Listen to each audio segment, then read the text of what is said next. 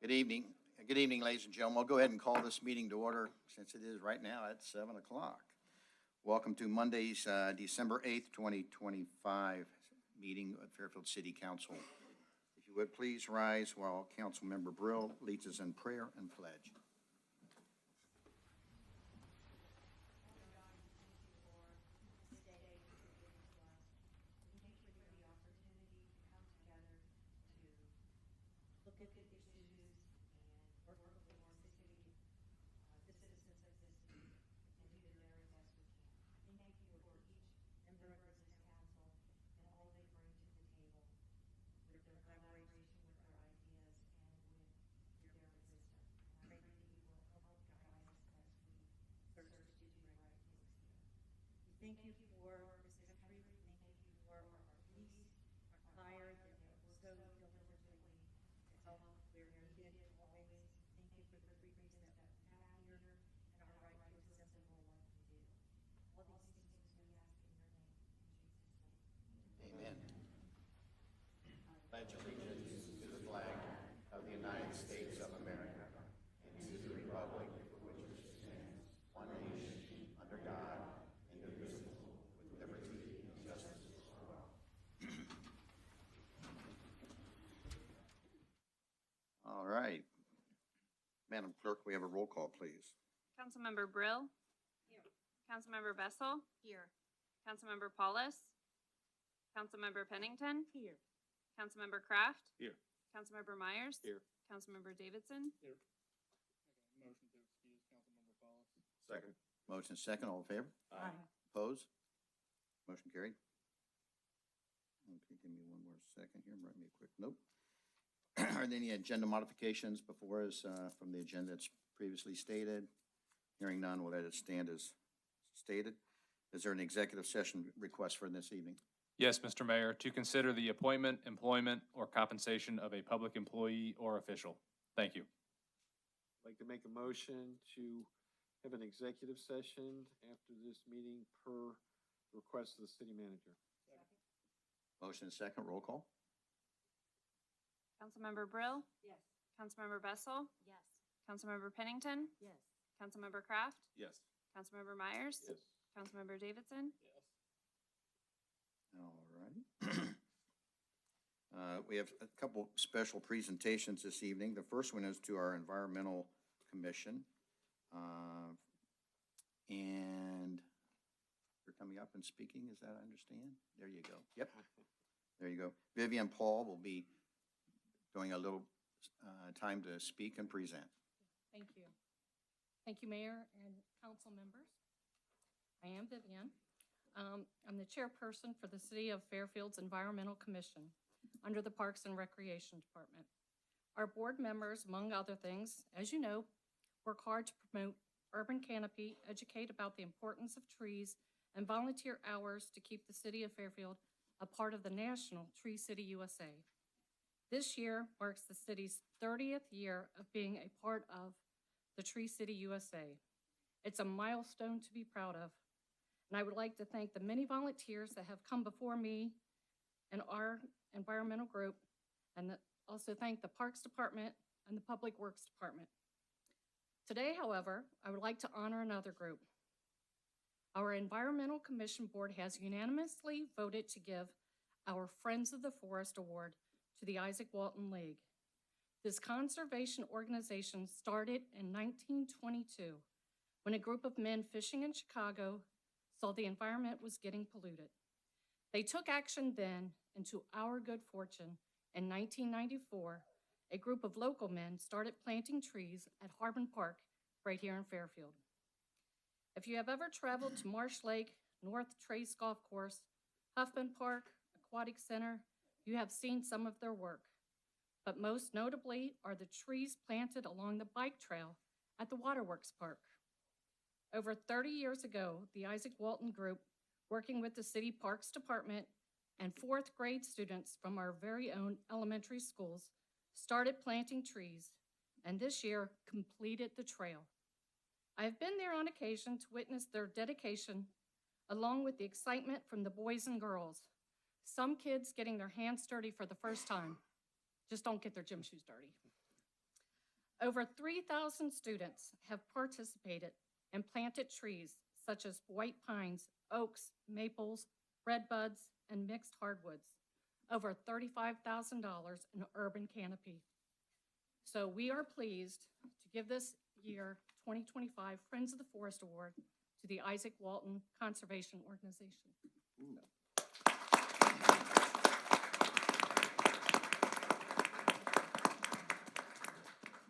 I understand you have one of their founding members back there. Joe? Wow. When I get the mic in a little bit, you're going to hear about a legend there. If you'd like, if you have time, Mayor? It's all yours. Years ago, Isaac Walton had a little bit of money. And I could come up with we had to spend it on conservation or education. And the first thing that came to my mind was to shore up the banks of the Pleasant Run Creek, which seemed to flood every other year. And we sent that to the headquarters of Isaac Walton. They said, no, we can't spend the money because a lot of the property is on private property and not public. So I came up with the tree planting program. Not only do we have trees planted in the parks at Fairfield for everybody's enjoyment, but we educate all the children. We've used every grade school, including Sacred Heart, and many times over the last 30-some years.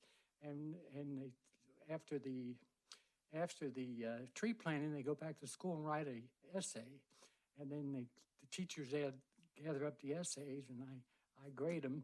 I pick the best boy and the best girl of all the year's planting, and we have bicycles volunteered, and each girl and each boy gets a bicycle, of course, and a helmet. And of course, I called McDonald's, and they offered to feed everybody free. And then and then on top of these trees, and then we'd have the program, and the average age of the man in Isaac Walton is 65 or 70 years old. They'd come to me and they'd say, Joe, when are we going to have another tree planting? You can't understand how nice it is when you get the old guys with the children planting trees. There's some kind of a connection there that you don't think about, but there is.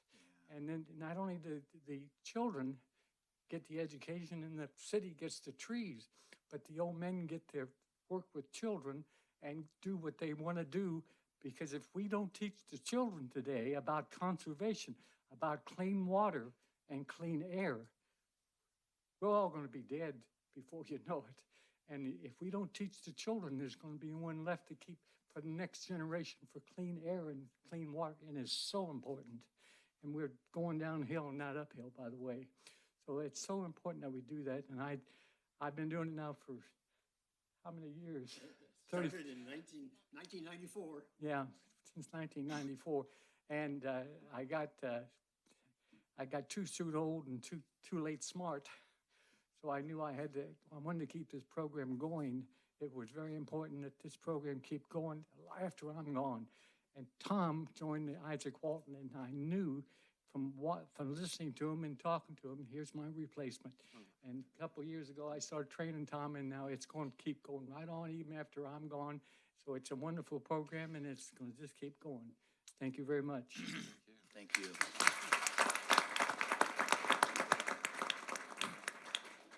I just want to thank Mandy Brock for the support that she's given us after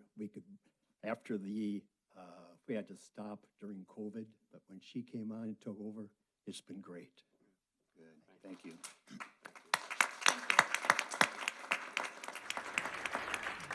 Well, the gentleman that just spoke there, Mr. Williams, or I should say Officer Williams, because he was a retired officer of our PD, Unit 16, did you say you were? What was your unit number? Say 15. Now we're at 197 or something. Well, I'll be 200 by the end of the year, but he was number 16 in our police department. And real quickly, of one of my memories of that gentleman when I was a young kid, he and I were, long story, but I'll make it real quick. We were at a scene of an accident, and the county coroner got upset at me. And I was just a little kid. I was just barely driving, 16 probably. And he grabbed me real quick and threw me in the floor of his cruiser and said, "Stay down here real quick, stay down here. The coroner's upset at you." So he hid me from getting Dr. Boone. Later on, I was very good friends with him. It was a minor infraction, of course, so. But he just reminded me of that, and I thought, man, I do remember that 50 years ago. All righty, moving on, let's see here. We're lucky to have in our presence our state representative, Jennifer Gross.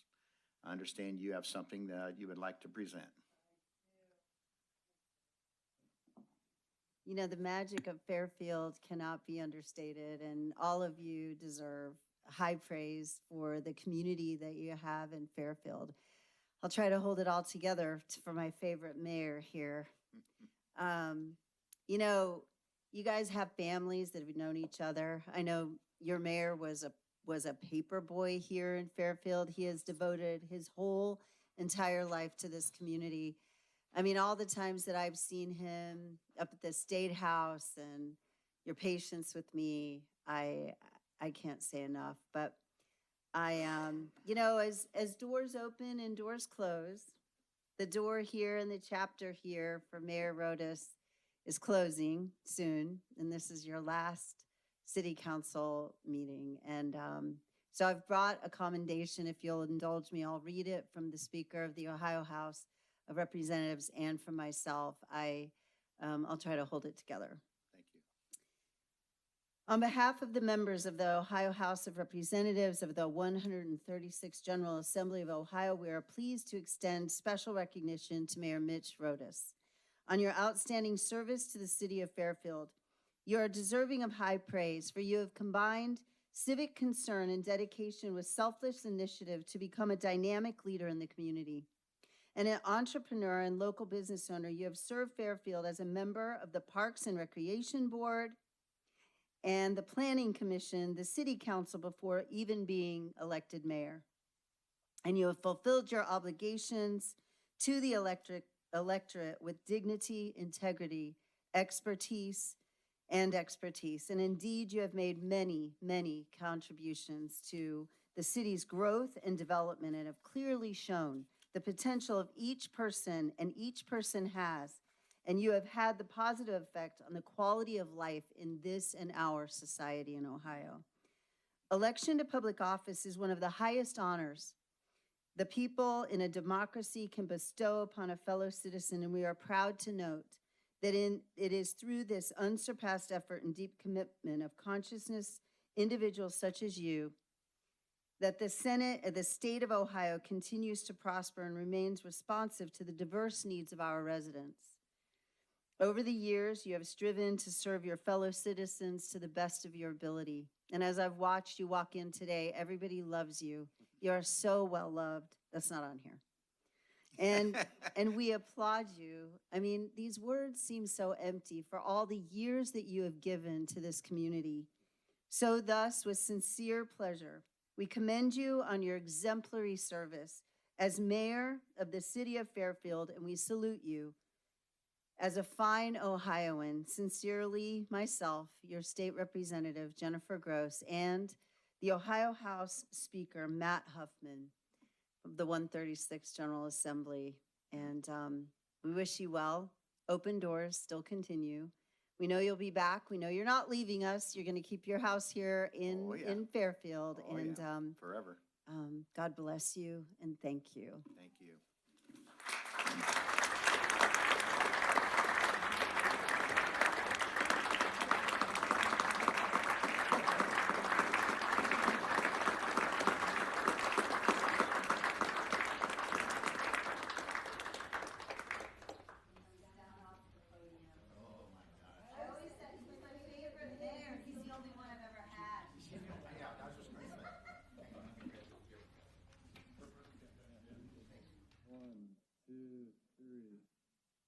Ellen?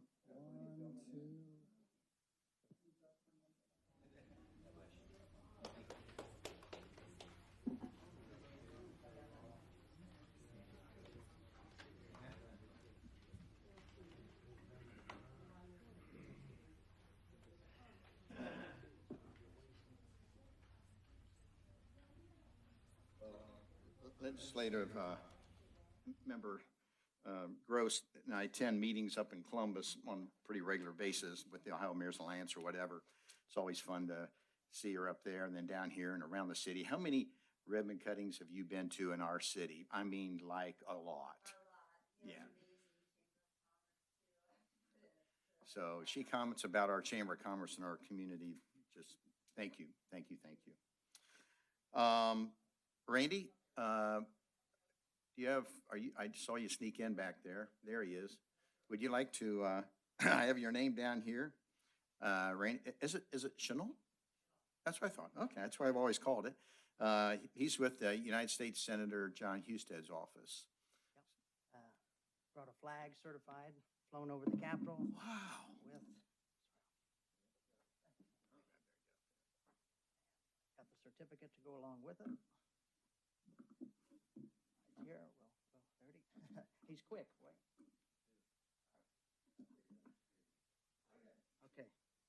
All right, I am honored to recognize Mitch Rodas for his retirement as mayor of the city of Fairfield, Ohio, and to thank him for over 3 decades of dedicated public service of his hometown. Please accept my sincere congratulations on a remarkable career in public service. I wish you, Lois, and your growing family all the best in this next chapter. Thank you, Senator John Husted. Thank you. Can you come up here? I'd love it. Absolutely.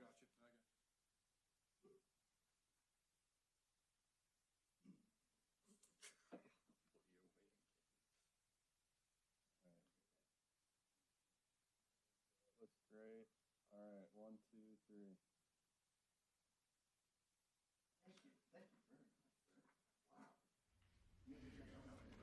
By the way, I live in the city of Fairfield, and he is my mayor.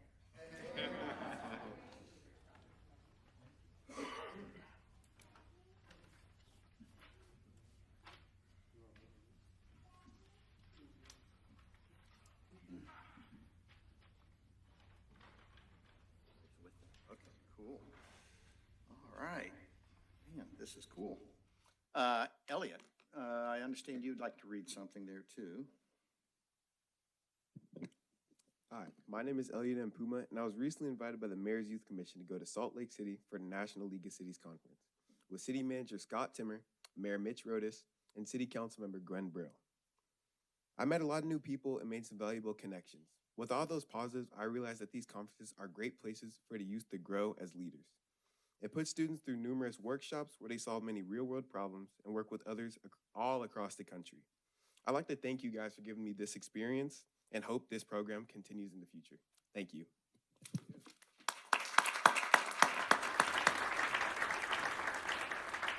Elliot is one of the standouts at Fairfield High School. He's got this huge GPA that's higher than my calculator ever went.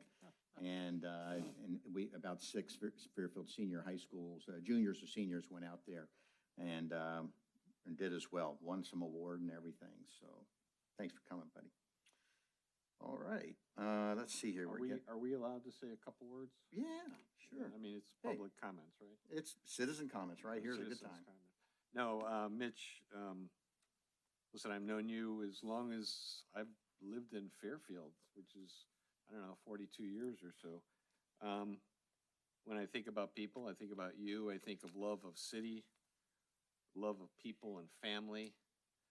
But I once was told one of the highest compliments you can pay to somebody, a man in your case, is that you're a good man. When somebody looks at your character, you're just a good man. And I thank you for what you've done on council here. You're a friend to my family. I met you.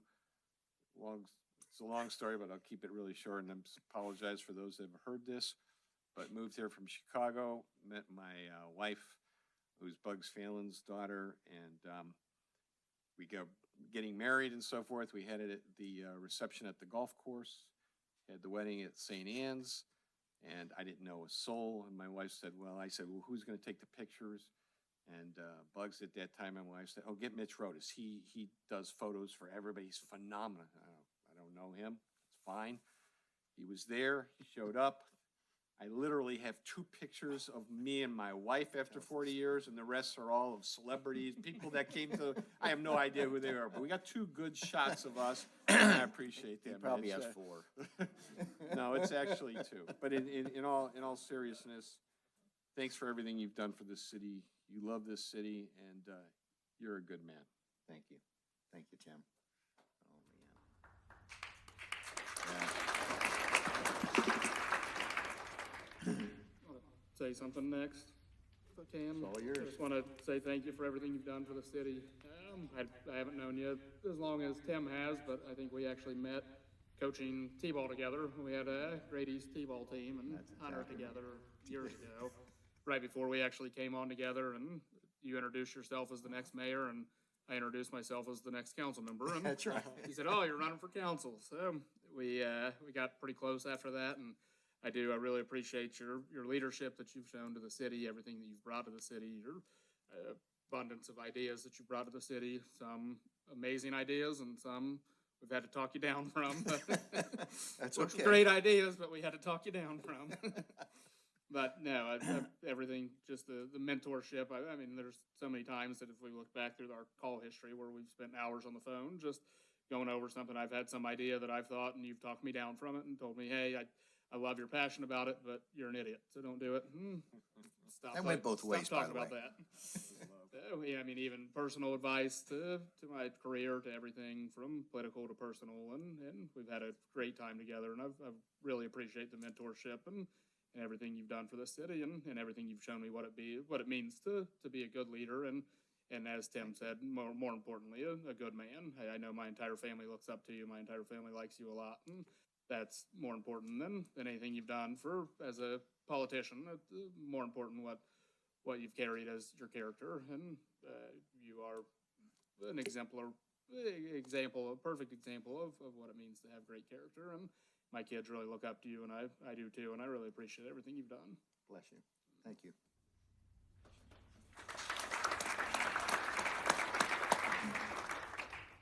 You know, Mayor, sorry, I totally stepped in front of you. You want to go ahead? I'll wait. That's okay. I just want to say I've known Mitch for a very, very long time. My husband and Mitch, I think, met in 3rd grade, and we've been lifelong friends since, gosh, before we all got married. So his wife, Lois, is my very best friend in the world. So I know we've done a lot of great things together, and he's really taught me a lot and helped me a lot with just being on council and doing things. But a couple of things that I want to say about Mitch. He truly has a passion and a heart for young people. And I've watched him through the years mentor and work with a lot of young people. And he truly has a passion for that and want to help, want to guide, want to see them succeed, see them do well. So that's one thing that I think has been fantastic to witness that you have done. And the other big thing I wanted to say is when my mom campaigned for Mitch years ago, one of the things that Mitch said, I'm going to go campaign for Mitch, and she doesn't even live in the city. But she would tell everybody that came, to know Mitch is to love Mitch.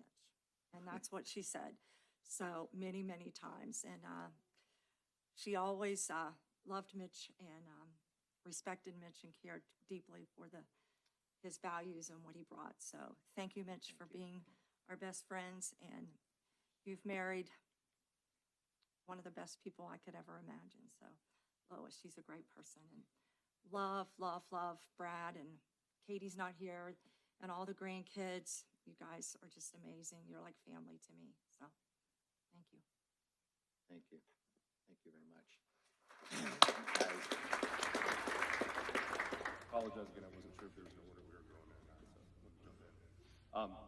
As a younger, I can't continue to say that too often anymore, but as a first-time council member, to echo what everybody else has said, truly feel that way, Mitch, and you know that, but what has been inspiring for me is that you're always a yes when it comes to explaining, providing experience, and being selfless with your recommendations and your advice. So to keep from echoing what everybody else has said, just a heartfelt thank you for someone who's new, who's never done this before, who's never had a political life before, and it's a really cool experience, and it's made better because of what you were selflessly willing to give. So thank you. Thank you, brother. Excuse me, I'll make it short and sweet and we've gotten into a lot of time, but I just want to thank you for your service and echo what, what everybody else is saying. And I wish you the best. And you have a wonderful family Thank you. your grandpa. So Means a lot. It keeps us busy, doesn't it? It does. So I wish you the best. Thank you. And thank you. Thank you, thank you. I guess that means me, and I have had ample time to come up with something to say, and I'm still finding myself unprepared. Like Gwen said, I have really enjoyed watching what you've done with the Mayor's Youth Commission. It is clear that you love kids and that you have a passion for that. And I think you did a great job of bringing out the best in them. I wish you happiness and joy in your retirement. And it has been a pleasure to get to know you better. And I wish you and Lois all the best. You're also extremely generous, and I have appreciated that about you as well. So thank you. Bless you. Thank you.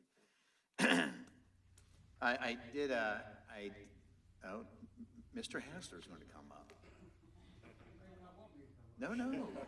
I've known this guy since, just. I remember this guy when he was on my street wearing a diaper. Oh, what else you got to say? Pretty close. All right, congratulations. I Thank you. worked with him at P&G also, and stood on council with him and so on. But just go enjoy yourself, and it's been fun. And he really did come up the street wearing a diaper. His daughter and I were friends from all the way back. So thank you, Mr. Hassler. Yeah, well, I was going to introduce you guys to, go ahead. This is my son Brad and my grandson Harvey and Betty Ray and my twin grandkids Laney and Grady. My spouse and their mother is out of town, so she would be here, but I said, you got to come to this one. So welcome, guys. I'm glad you're here. Hey, I didn't prepare anything, but yeah, from the bottom of my heart, thanks for being such a good role model as a father. I was doing a Facebook marketplace transaction the other day, and a couple cities away, I told the guy, hey, my dad's the mayor, and he's going to be done here soon. And he was mentioning something about construction or something up in Fairfield, and he was like, hey, do you got any insider information? Is there any like backdoor stuff going on or whatever it was? And I said, well, you know what? Funny you say that, because I got a father who's just upright, a stand-up gentleman. He's the one that you want leading the city, because I have a perspective. I've known him longer than Tim here, and so like that's who you want leading the city, is someone that isn't working the back door on things, and that is just, it's the cornerstone. It's like the trust of our city. And so it was just cool, at the end of your tenure to be able to talk to somebody and just say, no, like, I know this guy. I know his character is pure, and he, he does it by the rule of like, is it the best for the community? Is it the best for the people? And it's just been such a solid, thing to have you in my life, and as a good role model. So appreciate that a lot. Love you, brother. Son. Well, I'm going to make a couple comments just because, as people do when they campaign, they don't make promises, but they make comments. And so I got a call a couple hours ago from Jungle, and he invited Lois and I and Joni down to our steakhouse. And I said, so he's going down to Caruso's tonight. Those of you who don't know, there is a steakhouse in our town. It's called Caruso's, and they have a steak on Monday night called the Mayor's Special, and it was and he made it a big deal. So Arby's over here now has steak nuggets. I'm getting close, guys. Come on, give me a little bit of credit, okay? But I went back through our memories of 4 years and then 20 years of everything else before. But, everybody sitting up here 4 years ago, our very first act was within 7 minutes of my very first meeting was going into an executive session to hire this guy. And that was the world's fastest interview. In fact, it didn't even exist. I think I texted you. And, you know, we had a community investment corporation that didn't have a lot of money in it at the time. And over the last 4 years, we've been able to funnel several $1 million through it, which means we buy property around the community and control its destiny, basically.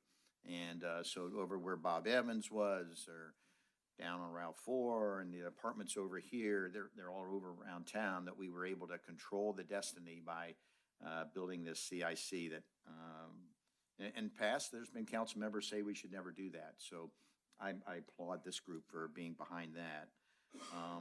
I did form the Mayor's Youth Commission, which Elliot was talking about, and a few others did. And that's where we take about 14 to 18 juniors and seniors from Fairfield High School, and they intern at our city departments. So every department head is sitting up here, and all of them have about 4 students assigned to them for a 2 or 3 month stint. And then in January, they're going to rotate around and go to another department. That was a model that I've learned years ago, and actually I'm presenting it at the Ohio Mayor's Alliance meeting in January. So I appreciate the youth and the schools supporting that, and every year it gets bigger and better, and the school and the city supporting it. We did a Hamilton Fairfield semi-annual luncheon. It hadn't been done before, so twice a year, Hamilton Fairfield, we meet that the mayor and a city elected official or two, and the same with us here, and go over just things, because synergies, I'm a firm believer of trickle-down economics. So when things are happening good in other cities, it's happening good here. And the better communication we have, the better. The city, school, township group, we've gotten together, and we get together quarterly on that, and we go over things. There was, you know, if you think about it, the township sits out there, we're here, and the schools are here. We should be all communicating and knowing exactly what we're all doing. And so that's hopefully continues. And then, of course, I have my love was in parks, because I was started there in the 90s. And so with Harbin Park and Marsh Park and all the cool things that goes on there, I am just thrilled to see it doing a phenomenal job. Mandy, great job. You know, our Parade of Lights was so stinking cool this year. It just gets better and better. But Don Hassler, Father Don, wherever he went back there, he told me one time, a few months ago, he goes, "You have no idea how lucky you are." I said, "What?" He says, "This is the best staff and the best council that he's ever worked with." And I have to echo that, Don, because you and I talked about over the years, sometimes councils don't always meld, and staff don't always. But these guys out here, this staff is exceptional. And what's really cool is they're friends. And they're friends, you know, where in years past, that was not the case. So I appreciate everything that you guys do, the support. When we call, and I call on you guys, you have to realize when people have an issue with snow removal or whatever, it's not a Democrat or Republican issue, it's the mayor's issue. So snow removal or any of this crazy stuff, sometimes I'm the one that's calling these folks, and they are exceptional. So thank you guys for supporting us and supporting this council. And thank you guys for just being a really great council to work with. Every one of you guys are just exceptional people, and I appreciate you guys, and I appreciate what you're doing for the city. So that's it. How about that one? I made it through without even crying. I thought I was going to get choked up there. So, all righty. So we do have an agenda to get to. So let's see here. Where am I at here? Public hearing. All right. We have two public hearings tonight. The first one's on the operating budget for 2026. Just, I know we kind of jumped right into the council and a lot of people talking. I don't know that there are any other citizen comments that we want to offer the opportunity. I know we're going to do a public hearing on the Minix thing, so that'll hold, but any other citizen comments? Yeah, I'm sorry. Yeah, so if you're here on the Minix issue, we'll have time to talk there, but any other comments, public comments for anything else? Okay, good. Good catch there, sir. on. All right. The City of Fairfield will hold a public hearing beginning at 7:00 p.m. on Monday, December 8th, 2025, in the council chambers of the Fairfield Municipal Building, 5350 Pleasant Avenue, Fairfield, Ohio. The purpose of the hearing is to receive written and oral comments from the public concerning the proposed annual operating budget for the year 2026 and the use of funds contained in the proposed budget, which is summarized below. A copy of this information, the entire budget, and additional background materials are available for public inspection weekdays from 8:00 a.m. to 5:00 p.m. at the Fairfield Municipal Building, 5350 Pleasant Avenue, Fairfield, Ohio, in the offices of the Finance Director and the Clerk of Council. All right, we'll consider that read and closed. We'll close that public hearing. Now we'll move to the joint public hearing with, Why don't we offer, if anybody wants to speak with respect to the joint public hearing for the operating budget, I don't know that anybody does, but yeah, I was this supposed to would ask be your that. opportunity if you want to talk about the operating budget. Pretty exciting I topic. bring up things and nobody wants to talk about them. I just like to make sure everybody gets their chance, so. I might as well, since Yeah. I'm the liaison to the commission. The mayor has said many, many times during his 4 years, when we pass legislation through the finance arm of council here, the amount of work that goes into reviewing the numbers, reviewing the purchase, making sure it's all done and vetted properly. And we do that. I want to congratulate Diana and the entire city team for a budget that has been reviewed now for months that is simply outstanding. The finances of the city, and you may have read it in the paper recently, Fairfield was one of the cities that was just awarded, I'm going to call it a governance award, I'm going to get the exact name wrong, but for having their finances reviewed, audited, and just in stellar shape. And our bond rating, which allows us to borrow money if need be, is the best there is for a city of our demographics. So congratulations to the entire team for putting together. Budgets are difficult to do, and this city does it extremely well. They're very poised, it's very professional, and every dime is accounted for.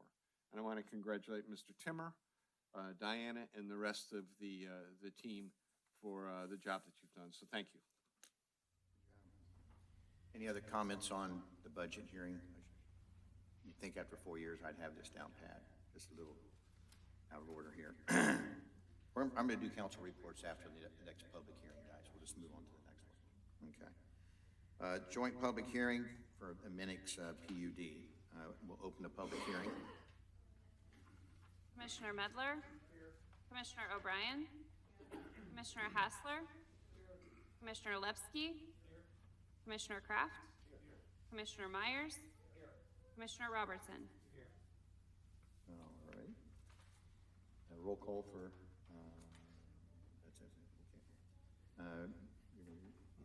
All property owners and citizens of Fairfield, Ohio are hereby notified that a joint public hearing between the Planning Commission and City Council has been scheduled for 7:00 p.m. on Monday, December 8th, 2025, at the Fairfield Municipal Building at 5350 Pleasant Avenue, Fairfield, Ohio, 45014. The purpose of the hearing is to solicit citizen input regarding a request to revise the existing planned unit development PUD. The applicant proposes to construct a drive-through on 3.11 acres of the 9.12 acre parcel and 22 residential homes comprised of 11 duplexes on 6.1 acres.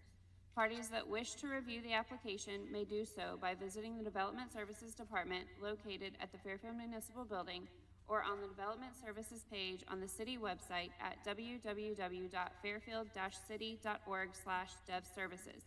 Questions may be directed to the department by telephone at 513-867-5345 or via email at development@fairfieldoh.gov.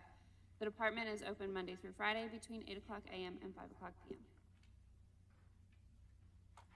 All right, staff. All right, Mayor, members of council, and also members of the Planning Commission and the general public, thank you all for being here. We're going to present some information. I know there's already been some time on the agenda already, and we'll try to make it quick, but there's a lot of information to present tonight on this rezoning request. So Aaron and myself is going to go through this, and then we will ask the applicant to come up and speak to you, and then after they're done, we'll open it up for public comments.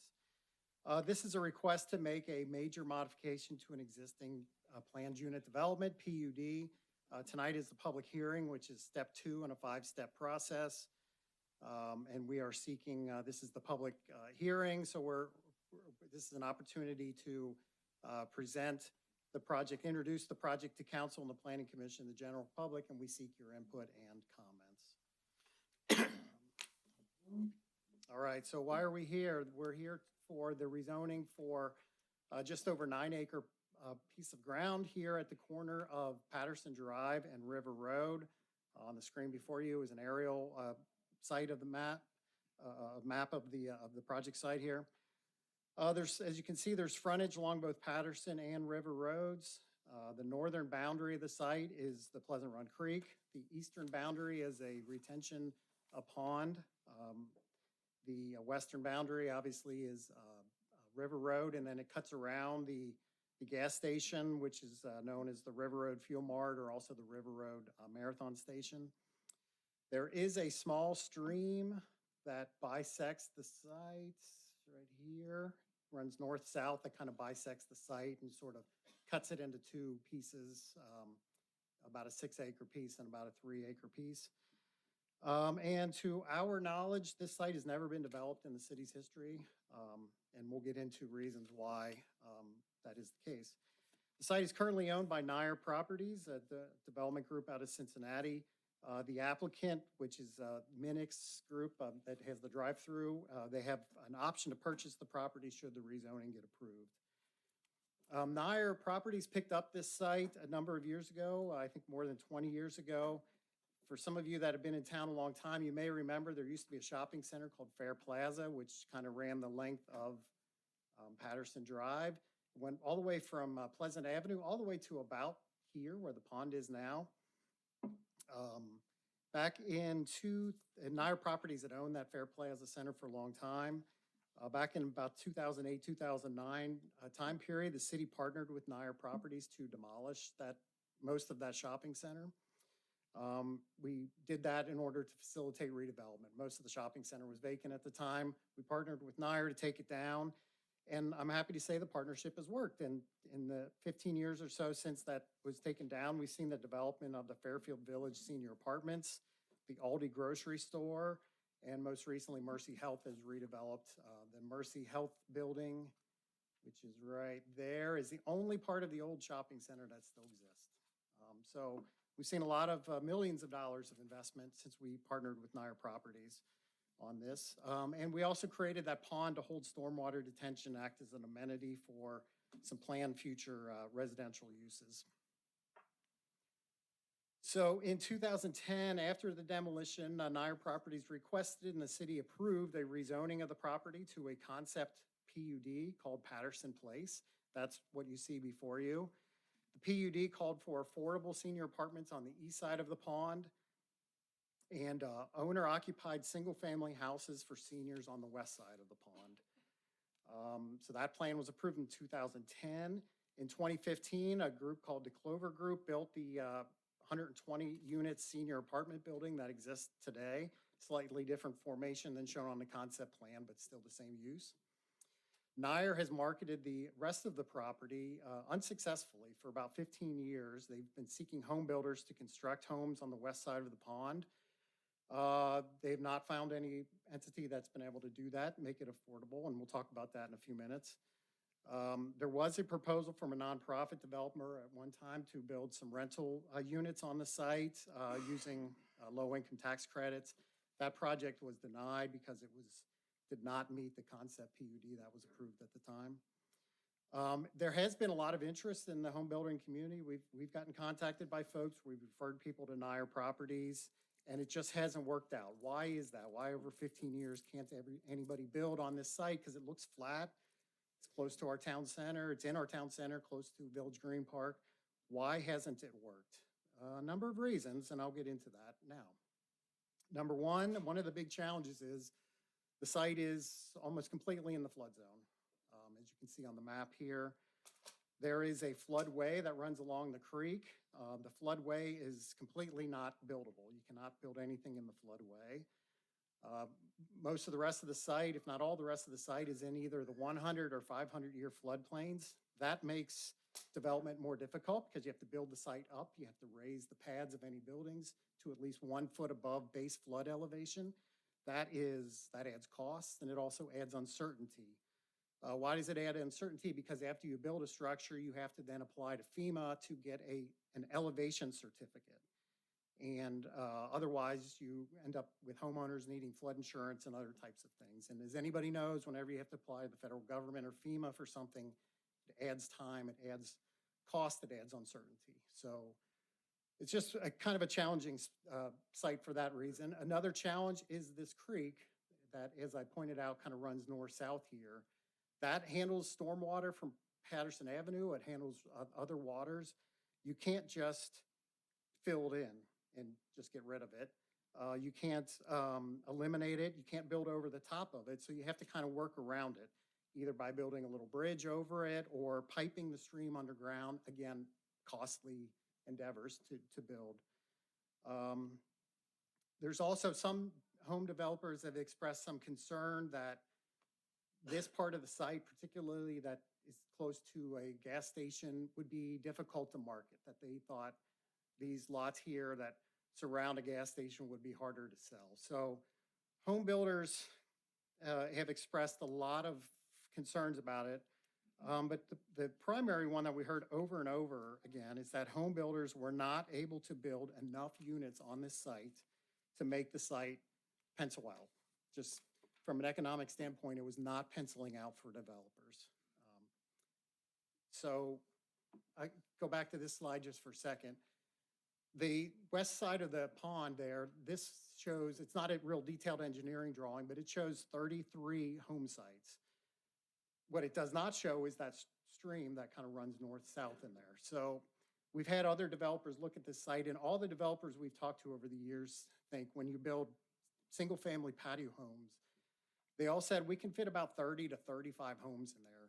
And when you can only build 30 to 35 homes, you have to buy the land, you have to raise it up out of the floodplain, do all the infrastructure work.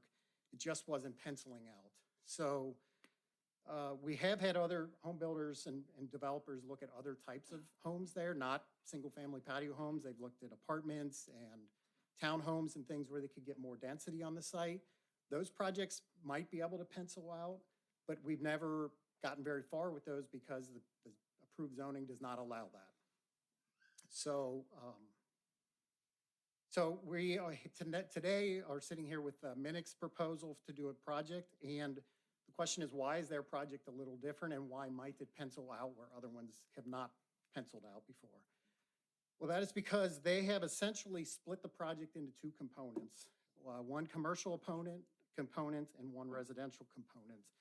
And these components are on separate sides of the property, and they can be developed independently. So the splitting of the property, they think, and I tend to agree, alleviates a lot of the concerns and challenges that I've just described. So in this scenario here, the property line goes right up the creek line, so the creek of the stream is not impacted.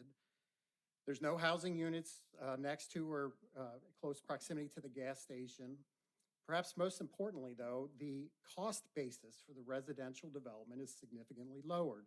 Why is that? So Minnick's is going to purchase the entire 9-acre site, but they are able to allocate a large percentage of that purchase cost towards the commercial component of the project. That's a profit-generating commercial business. So if they allocate some of that cost onto that, it lowers the basis cost for the residential component of the project. And so for that reason, we think it might, and the Minnick's groups tends to agree, they think it'll lower the basis cost enough to make it profitable for a home builder to construct. So I wanted to kind of give that overview. Now I'm going to transition and turn it over to Erin. She's going to get into a little more detail about this site plan and the project as a whole. Evening. So as Greg mentioned, there are two components to this project, the commercial and the residential. I'm going to start with the commercial, the area that's fronting on River Road. They are requesting both a revised concept development plan and a final development plan tonight. So if you remember, the PUD is a two-step process. The first is the concept plan, it's the conceptual portion of it. The high level is also the rezoning.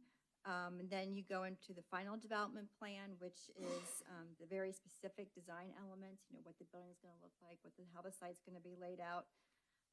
So the site is already zoned for a PUD, so that the zoning is there, but it was approved for residential development. So they're requesting to revise the concept to modify the PUD to allow this drive-through commercial development. They're proposing a 4,560 square foot building with vehicular access on both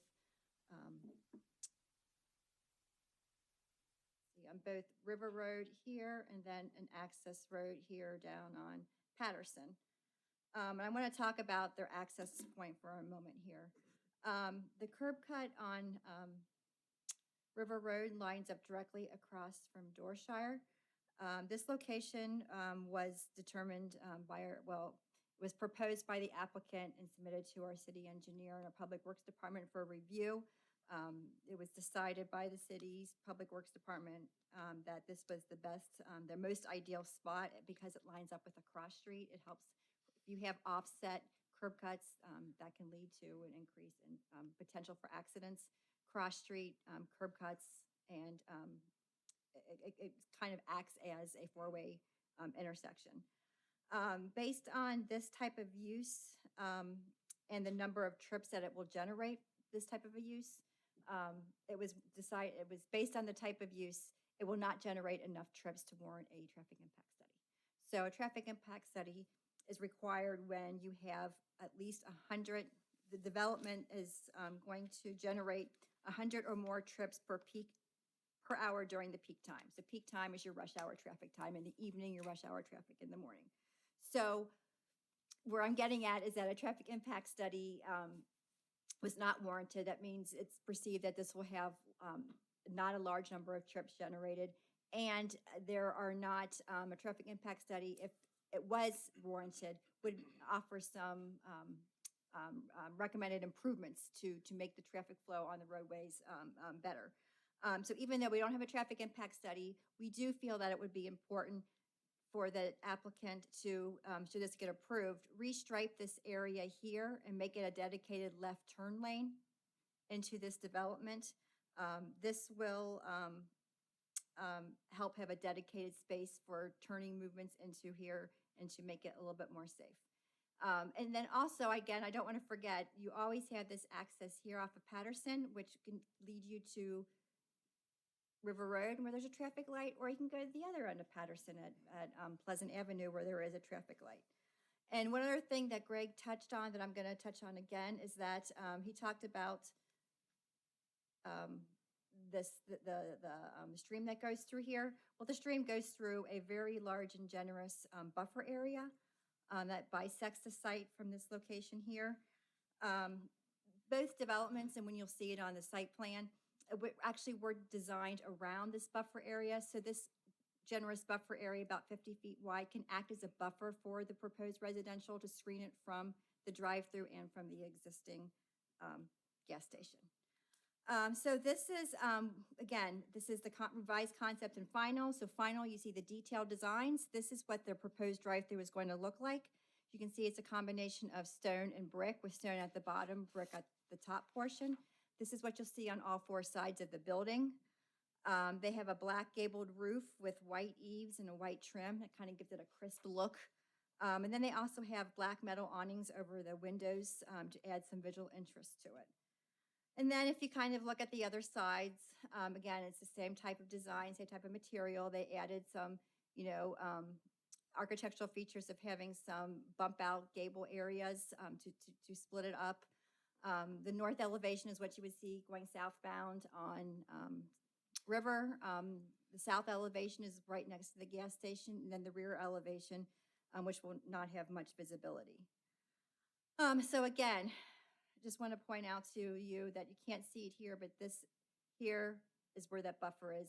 That's going to be designed to screen this development. And you can also see that this development has no access to River Road here. So the only traffic coming in here and exiting here will be for the drive-through alone.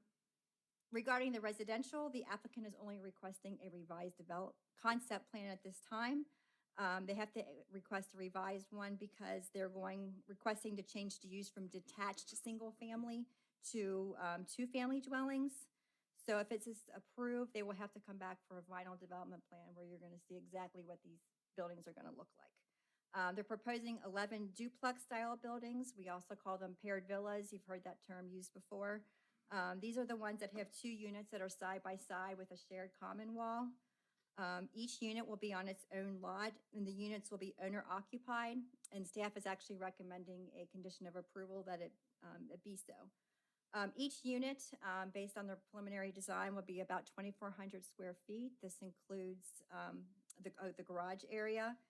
What's interesting about this project, it's a compacted development, but also it meets the equivalent in density for the single family. So what that means is that the density for this site is 3.66 units per acre, which is similar to the R1, which is our most dense single family, and that's 3.63 units per acre. So they're basically the same. What makes this different is that it's compacted, which gives it more green space around the outer perimeters. One of the goals of the comprehensive plan encourages a range of housing choices and types that satisfy the market demand and lets residents continue to live in Fairfield across different life cycle stages.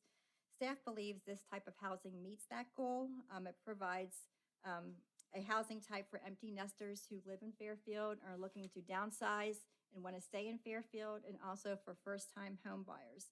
And this is a product that we hear that we don't have much of, but we hear from everybody and that they want that, and it's in high demand. The internal roads will be private streets. There'll be no direct access from any of the individual units to Patterson. They will all be served internally. Due to the internal streets, you can't have parking. Due to the internal streets being narrow, you can't have on-street parking. So they provided 20 off-street parking spaces located here that can be used for guests. Sidewalks are proposed in yellow all along the internal roads, and they do connect into the existing walking trail that goes around the pond. And as Greg alluded to earlier, this pond was sized to take on the stormwater runoff from this site, as well as the senior apartments on the east side of the pond. There will be an HOA that will be responsible for maintenance. They'll be in charge of the landscaping, the roads, the snow removal. And then they'll probably be required to have some sort of maintenance agreement with the senior apartments to maintain the pond. They are working right now with trying to partner with a builder. They're talking with someone now. Nothing has been signed on the dotted line. But this is kind of an example of what they're looking at. Again, you can see this is the side-by-side units with the shared wall. They have their own driveways, own garages. The color and architectural features will vary. So like I said, when the final development plan comes before you, that's when you're going to see exactly what the home elevations are going to look like, kind of similar to what you saw, what you see here tonight. The last thing that I just want to talk about is construction timing.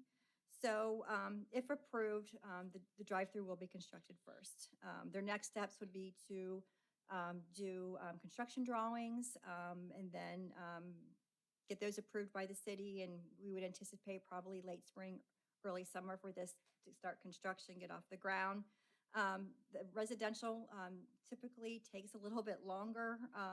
Again, they need to solidify a partnership with a home builder. They need to resolve issues relating to their utility access. There's some utility issues that they need to work through. The flood zone issues, working with FEMA. FEMA, unfortunately, can take longer than anticipated to get to work with them and get their sign off. So you're that's out of your hands. They have to do construction drawings, they have to do subdivision platting. Again, this all takes time. We don't want people to assume that this is going to be built within the next 6 months or so. But we want to make sure that this development gets built. We don't want to see the drive-through and then not have the residential portion.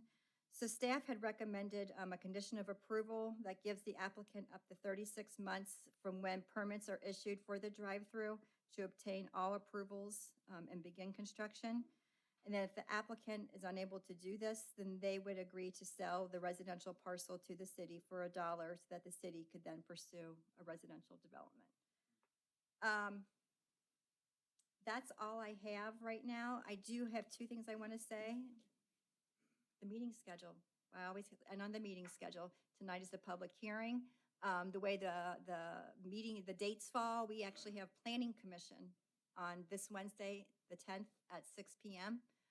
They will discuss this, and then they will send the written recommendation back to City Council for a second and third reading. If for some reason Planning Commission needs an extra meeting, these dates, as you know, will always push back by 2 weeks. You all should have at your places, there was a petition that was submitted to the city today from the owners of the gas station at the corner, and with, I believe, 24 pages of signatures on that. Just wanted to make sure that that was stated in the record. If you have any questions for Greg or I before we hand it off to the applicant's representatives, we'd be happy to answer them. If not, we can bring up the applicant for their presentation. Aaron, I'll lead off. Question, you said that there's no traffic study that's going to be required. That's even after you model in the residential development that would not qualify for any type of traffic assessment? Granted, it's around the corner and so forth, but you would think that adding this density in here would create some kind of study would be warranted.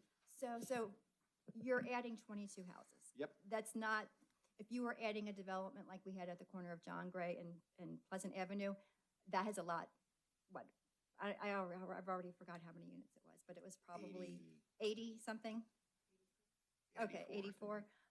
That produces a lot more trippers, obviously a lot more, this is a lot less. It does not warrant it, but you know what, their engineer is here, and I think they can probably answer that a little bit better Okay. than I just mumbled through. My second question is this. I don't like the idea that they have up to 36 months to wait to build the residential here. They're going to be hiring folks, architects, engineers, and so forth, to be able to design the drive-through. Why can't this be done simultaneously? I get that there's going to be permits and so forth that are going to be required. I would love to be able to see that this is done simultaneously, that we've got a partnership and an agreement that it's all done together. And by the way, I'm speaking without even the Planning Commission coming back with a recommendation.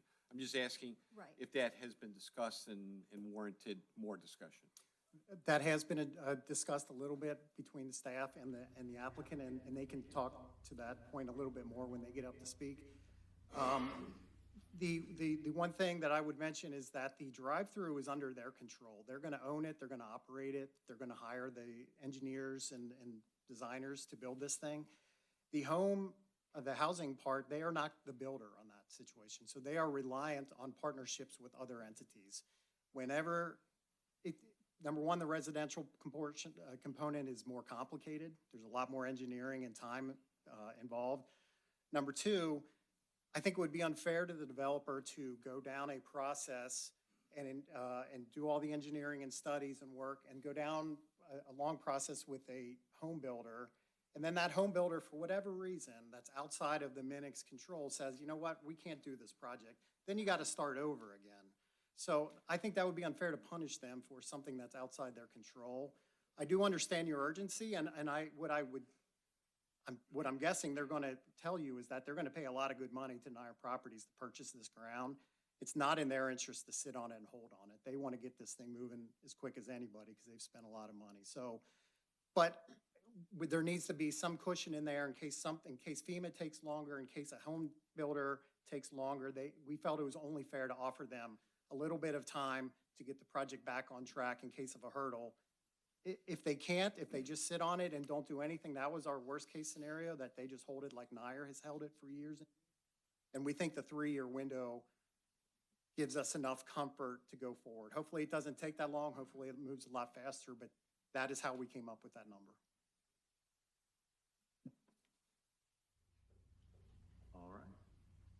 Okay, then if you have no other questions, I will hand it over to the applicant's representative.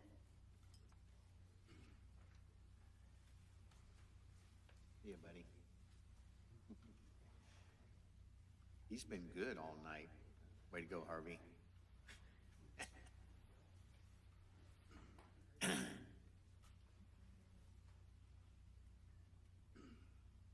have a slide presentation. Here we go. Just for the record, when you start, just go ahead and state your name and et cetera, et cetera. Great. Number of kids, you know. Yep, I'll cover the bases.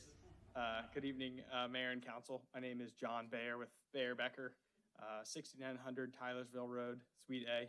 Just one kid, she's 2. Yeah. I'm here with the Minix team. I've got Fred Minnick with me here as well. I'm just going to give a brief intro of the project. I appreciate staff, Mr. Kathman and Ms. Lynn's time putting together the presentation. That saved me a lot of legwork on the front end and time this evening. And I'll address some of Mr. Meyer's questions. I'm going to add a little bit of clarity there. And then, as I mentioned, Fred Minnick is with me. He's going to give a better overview of the Minix operation and their team and involvement in the community. Let's see here. So quick look at just our team here. As I mentioned, Fred's with me representing the Minix team, and also other members of the Minix team are here as well. Scott Webb is the architect for the Minnick building, and then Bear Becker, we're the civil engineers, land surveyors, landscape architects for the project. As Ms. Lynn mentioned in her presentation, as of now, a team member for the home building side of the project has not been finalized, so ultimately that would bring team members for that portion as well. So before I turn the mic over to Fred, just a couple of Mr. Meyer's comments. So on the TIS, traffic impact study, separately from the engineer's office, we also looked at the development from a traffic trip generation standpoint, and basically used ITE as an entity that provides generated trips based on anticipated development. And we're in agreement with the city engineer that based on including the residential portion and the drive-through being added, we're under the city engineer's threshold for what would require a traffic impact study. How much data have you collected on that particular area to date? So data collected of the existing area would be something that would be done if a traffic impact study is warranted. Based on the city engineer's guidelines in the manual, it basically states if your development generates this number of trips or more, then you take that step to then do the analysis of the existing location. But because we were under that sort of first step threshold, it wasn't a requirement that's been asked. Now, certainly, we're happy to work with the engineer's office in any way through the process. And pending an approval of the final plan development, our next step would be to submit a site plan application, which would receive a more technical review from the engineer's office. So certainly open any conversations there, but at this time we haven't been initiated into that next step in the process, if you will. I would have thought that you would have collected data to be able to come up with the thought that you don't have a traffic issue by at least looking at traffic patterns and the quantity of traffic that's going through there before you made the assumption that you don't have an issue. That's my only comment. Right. And again, certainly just going based off of the city engineer's specifications to follow that step. And then the other note on the 36 months timeline, Mr. Kathman alluded to these items, but a couple other pieces and maybe added clarity on that. The first, or one of the steps that will have to occur once a residential builder is on board would be to come back through this final plan development process for the residential portion itself. And that would bring along with it furthered architectural information more than what we're showing here this evening, and all the details that come along with that further landscape plan, et cetera. And depending on who the home builder is that teams with the development team, they'll bring with them their own requirements and processes to get those approvals in place. So just to get back to this step for the final plan development could be a little bit of time-consuming process. And then also, Mr. Kathman alluded to it as well, but the FEMA process, shortly on the heels of a long shutdown, we're not exactly sure what those timelines are going to be yet. So preparing the documents and getting that submitted to get approvals can be a lengthy process at times. I think that's all I have unless anyone has any other technical related questions for me. I'll turn it over to Fred. But your goal is going to be immediately looking for a builder to take, whether it's MI or whoever it is, to get these lots going. Your goal is to get them moving quickly. Certainly. Yeah. Thanks, John. Appreciate it. Hey, council. I am Fred Minnick. I live at 380 Heathwood in Hamilton.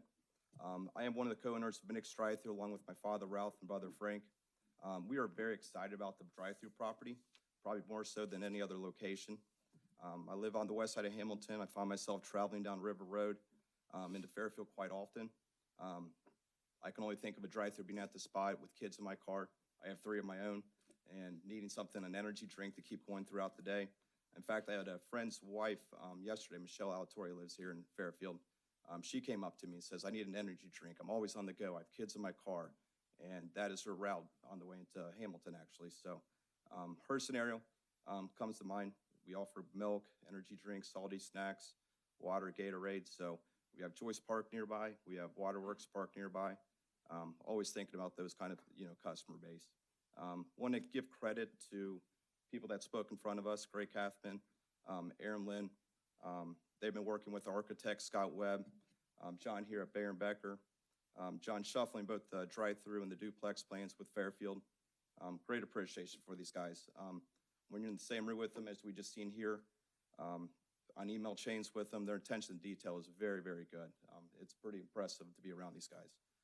To comment on the duplex housing, this is an ideal location with everything around here. As I mentioned, Joyce Park, Waterworks, the Village Green, the new project going in over there at Village Green.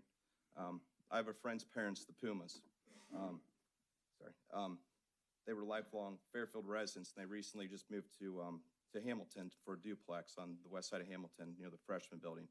I think if these properties were here, what a great alternative it would have been for them to stick close to their kids, go to Sacred Heart. Cindy used to work at Sacred Heart. What a great opportunity for these kind of housing for someone like an empty nester like those folks. There's just so much in this area where duplexes would just be a great fit. Us Minnicks, we value ourselves as good stewards for the cities of Hamilton and Fairfield. We have an active ownership group, starting with my father, Ralph, my brother, Frank, back there. We have a 6-member operating team led by our general manager, Chris Coleman. They overlook our managers and our stores.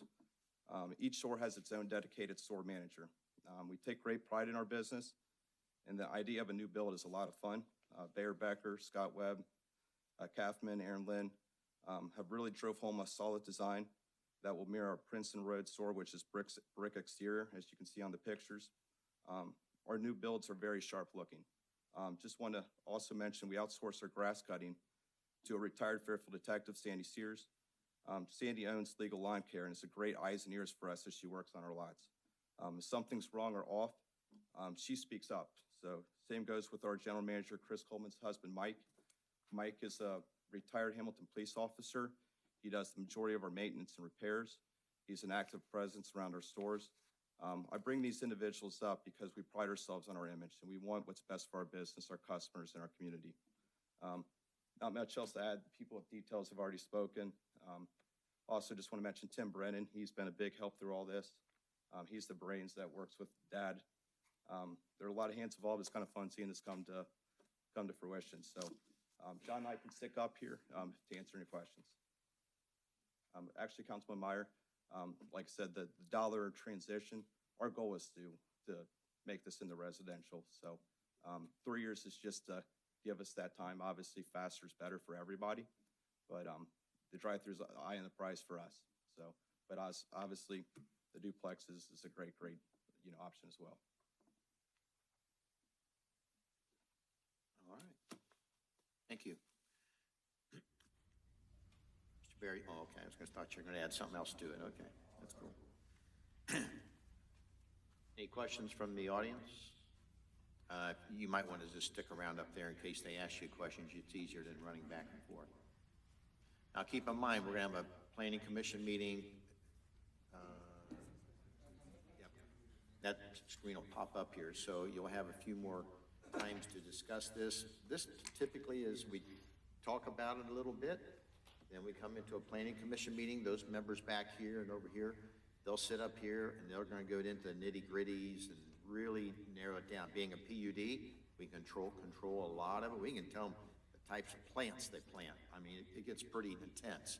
So, and then, so the citizenry will have plenty of time to comment at least one or two of those meetings before it comes back to council in January. Right? So, having said that, you're welcome to come up here and state your name and your address, and if anybody else wants to say ditto, you know, you can come up and say, I agree with him, and you don't have to go through the entire thing again, but if you want to bring something different, always bring it to the table. This is the time to speak. I'm a citizen in Fairfield, Address? 4920 Clifford Drive, but I'm buying Miss Kathy and Eddie Hassler's property right across. Oh, yeah. Which my aunt used to, well, my aunt's uncle was Dick Bonstein. So I'm getting into, you know, me and her are in contract and everything, talking about this. And she sent me the letter, and she couldn't make it tonight. So I'm wanting to know how much traffic is going to be coming out of this place. You know, I'm buying this house. You know, you already have Marathon right there, and Marathon's they're great people. They are. They're very great people. You know, I'm a board member at FYAA. All of my people come. They come down river, stop at Marathon. You know, you need anything, Marathon has it. They'll get it for you if they don't have it. I'm worried about right now the amount of traffic and what it's going to cause right there in front of this house that I'm going to be buying, and especially putting in a turning lane, what that's going to cause, you know, for everybody coming, you know, out of those properties right there, those apartments right there, and then turning out of Marathon with people coming out of that way as well. So, I mean, you know, there's a lot of stuff that, as a home buyer, you know, I'm sitting here thinking about, and I'm like, man, you know, and there's already a gas station there, you know, a convenience store, and they've been there a long time. Like Eddie Hassler owned that Marathon, you know, before they did. So I'm just saying, you know, that's as a resident, you know, I like the resident side of it. You know, I like the complexes and stuff. I don't think we need another apartment complex in Fairfield, but as far as the commercial part of it, I don't know if it's the best thing for Fairfield. And I think they've had plenty of people that come and said that, you know, signed petitions and everything. I think it's just something we need to look at as a community, you know, if it's the best thing for Fairfield. Thank you, guys. I appreciate your time. You're welcome to come on up. I'm going to ask Mr. Bear a question. And the ones you build in Westchester, or either one of you, you sure have some kind of average hourly triptychs of your own that a typical, this is not your first rodeo. Why don't you do it up there just so this would be good for everybody here to know. So I actually ran our Princeton store, so it's kind of a comparable store. So on a Monday, just last Monday, our peak hour was 38 customers, and it was, I think, around 4 o'clock, 5 o'clock. So I don't feel like we're generating new traffic. It's a convenience where people are already on that street. So for me, I don't see it. We're not a destination. We're not Chipotle. We're not Starbucks. We're not bringing new traffic to this area. We just have traffic that's already coming down this area that are turning into our store and exiting. But a peak hour, 38 in that 1 hour. Yes, I mean, that was your peak. You can get into the summer where you might get in the upper 40s. So it's very, I mean, right now we're in a cold season. A lot of people are more at home. So those are December numbers. So it does fluctuate. I mean, if it's raining, a lot of people are in. So, yeah, what's that, Princeton Road? Yes, out in Liberty Township. Yep, that'd be comparable. Okay. My name's Ryan Steiner. I reside at 430 County Court. I have a question. This man was on it. You know, they want that drive-through first. It was to say you can't drag it out for a lot of time and then put it on the city to buy it for basically nothing. And that's just, and the traffic, I will tell you right now, it is right across the bridge from the proposed site. I can tell you it's a cul-de-sac, and sometimes it's hard to get out of it during school. They back up school. I mean, you gotta think about that's a school zone in there. You know, you got kids walking also. And I'll tell you, man, to be honest, you know, we're a family at Marathon. You know, we got loyal people, like the man said, that go there every day. You know, sorry, I'm nervous. But I think you're getting 38 in your peak hour. Is it even worth it? I mean, really? You're not getting any customers from us. You might gain a little. I like the Villa part because it'll stimulate the economy. You know, Dollar General, Family Dollar. You got the other man over here that owns, the one on Pleasant. I mean, we all got our places that we go in this town, you know, to get what we got. You know, whether it be lottery tickets or drinks or, you know, whatever. I just don't think it's good business-wise, and I don't really think traffic will be a nightmare. You know, I'd be willing to deal with the traffic from the villas because it's gonna be helping the community area. But the drive-through just makes no sense. You know, even the little bit that it's gonna bring in there, it just doesn't make any sense. That's all I got. Thank you. I want to say congratulations. Thank you.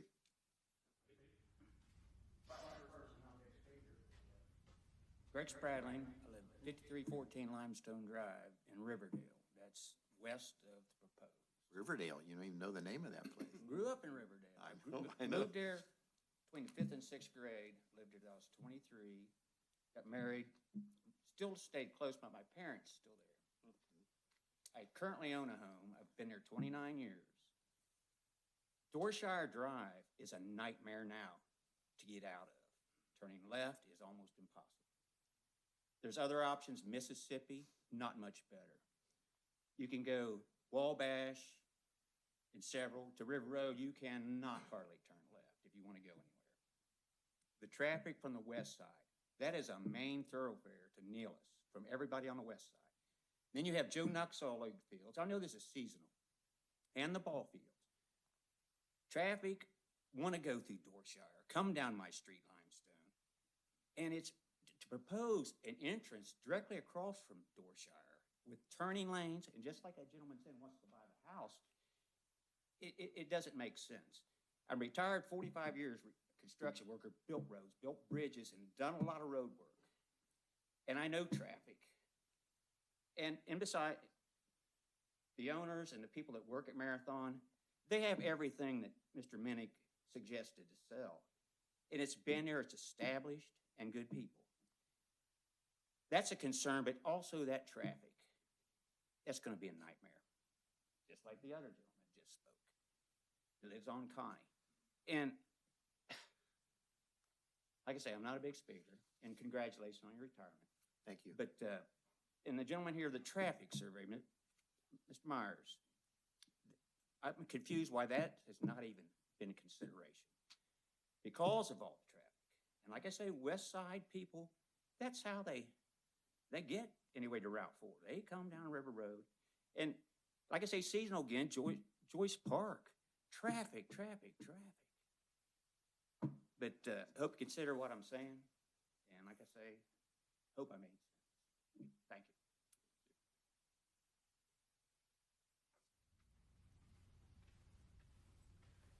Mr. Bear, by any chance, have you guys done any kind of studies before and after? I know you're saying you're not a destination, you're a drive. These people are probably not additional cars. They're ones pulling in, grabbing something, keep going. If you haven't, that'd be a neat little study to have the impact before and after you do one of these, so that'd be good data. That'd be a data point for sure. Good evening, Donald Scott Bollinger, 174 Cole Drive. Been in my house for 27 years. And who here has been to New York City? They all have their own little bodegas, correct? Little neighborhood grocery stores. That's what that gentleman has right there. Everything you need for a quick stop, he has it. You want your energy drinks? He's got them. You need your kids' drinks when they go to the park? He's got them. He's invested over $1 million in gas pumps to keep going in this community. Now we're wanting to put in a drive-through. And then we're gonna get to the residential property, and Mr. Myers, I understand there's a difference between commercial and residential. Been in the business for 20, 30 years. The engineering on the commercial is completely different than the residential. So that's why they're giving them time to find a builder.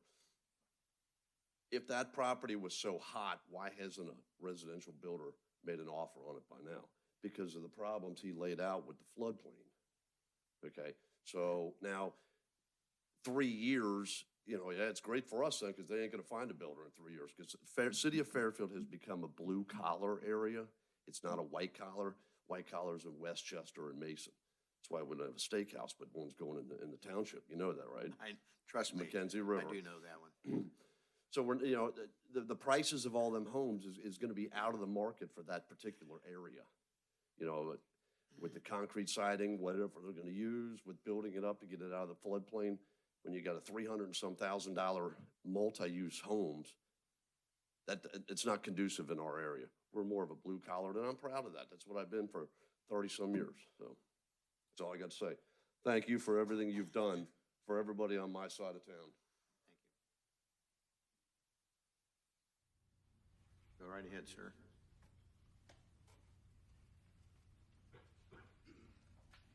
My name is Philip Malillo. I've lived on Limestone Drive for 33 years. I have been in and out of Dorshire Drive over 33 years, thousands of times. Putting a drive-through in where it's going to be directly across from Dorshire Drive, to me, just absolutely makes no sense whatsoever. You've got people coming and going. You've got people in turning lanes. You got people that don't drive sensibly. Last minute they're doing this. Last minute they're doing that. They're coming in and going out. It's going to make coming out of Dorshire Drive a nightmare. When I leave my area, I live at 5369 Limestone Drive. Depending on the time of day and the direction that I'm going determines what route I'm going to take to get out of there. Dorshire is a very good route for me to leave when I'm going in that direction. And like the man said, there's a lot of people that use that as a thoroughfare to get, from one part of Fairfield to another part of Fairfield, or even to another community. Now, as far as the housing is concerned, great use for the property. But as far as the drive-through is concerned, we're talking about people that are coming and going, getting in lanes, last minute doing this, last minute doing that, changing their mind while they're in the process of doing whatever they're doing. It does not make sense. And I don't need to have my life endangered because of some yo-yo that decides at the last minute to do something, doesn't get in the right lane at the right time, and then I come out of there and then they smack me. I don't need that. I just can't understand why in the world why in the world you would allow Minix to put that in there. If they want to all access off of Patterson Boulevard, so be it. I'll live with that because that doesn't affect me at all. I use Patterson Boulevard, especially when I go to Aldi's and places like that, but it's not a major thoroughfare. I understand that, Patterson's not that's not a 4-lane road. But, making the changes and thinking that people are going to adhere to the way the road's marked, and I can't believe that you would even consider allowing the Minix drive-through to go there. I can't wrap my brain around it. To me, it's just, you need to live where I live, and you need to pull out of Dorshire. You need to pull out of Mississippi different times of the day, or St. Lawrence, or Talawanda, or go down a little bit further to what is that, Scioto or whatever. Depending on which way I'm going, depends on how I leave. And by taking, and like I say, it's a major thoroughfare certain times of the day. You got a school right down the road. You've got a soccer field just, within a stone's throw.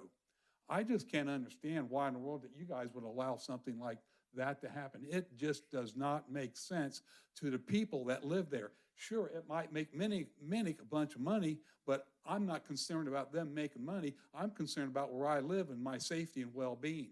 Not only just me, but all the people that live in that general area. And not to mention the fact that, what are you going to do to that man that owns that marathon station? Really? You want to put him out of business? Are you kidding me? It's going to devastate him. He needs those people coming in to, and buy stuff in his store. That's a big part of his income. Gasoline gets them off the street, but coming into the store, that's a lot. That's a big income, a big source of revenue for that man. You're going to devastate him. That's criminal. Anyway, I could probably go on, and I'm not very eloquent, and I'm pretty well, I shouldn't say damn. I'm pretty opinionated, but I'm 2 days away from being 77. Okay, I've only lived in Fairfield for 33 years. I used to have a pizza place in Fairfield for over 20, so I'm very familiar with Fairfield, the traffic, and what happens when you make changes like that. Because when they widen Nellis Road and all that change in traffic flow and stuff like that, damn near put me out of business. But I don't own the marathon station. So, what's it going to do to him? As well as that Minix is going to take, a big source of income away from the marathon station. Anyway, I've made my point. It's just not, and you think people drive in an intelligent manner? We all drive, and we all know how stupid people drive nowadays. It's gotten crazy. So coming off of, if you want to make the only access to Minix off of Patterson, fine. You want to make that cut, right across from Dorshire, I think you guys are insane. And I know I'm not very eloquent, but I'm just making my point. So you can do what you want to do. I have no control over it. We appreciate your comments. That's good. But I can't believe that you'd do something like that to Marathon as well as to people that use Dorshire Drive. And put a drive-through someplace else where it makes more sense. That's about all I got to say. Right, thank you. Happy birthday.